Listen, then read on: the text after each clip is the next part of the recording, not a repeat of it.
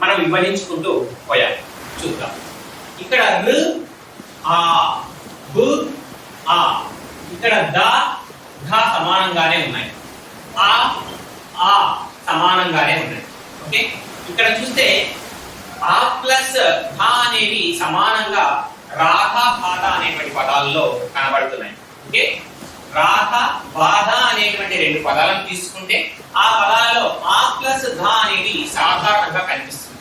కానీ వేరుగా ఏమున్నాయి అంటే ర్ బు. ఓకేనండి, ఈ ఆ ప్లస్ ధ అనే దానికి రుని చేర్చి మాట్లాడితే రాధ అనేటువంటి పదం ఏర్పడుతుంది.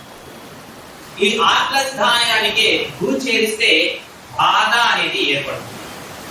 ఓకే, కాబట్టి ఇక్కడ ఇది సమానం అండి.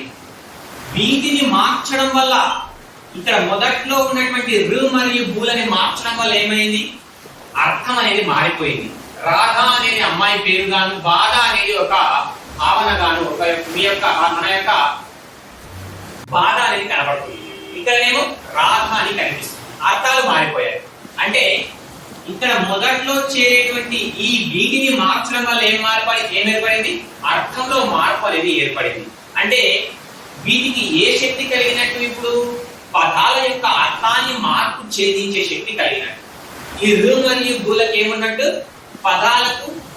పదాల యొక్క అర్థాన్ని మార్పు చెందించే శక్తి ఉన్నట్టు. కాబట్టి నేనేం రాస్తానంటే అర్థాన్ని మార్పు చెందించే శక్తి కాదు, కాబట్టి అర్థభేదక శక్తి కలిగిన అని రాస్తున్నాను.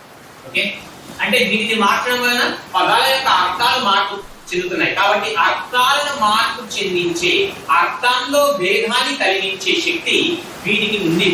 కాబట్టి ఇక్కడ నేను ఏం రాస్తున్నానంటే వర్ణం అంటే అర్థభేదక శక్తి కలిగిన, అర్థభేదక శక్తి కలిగిన.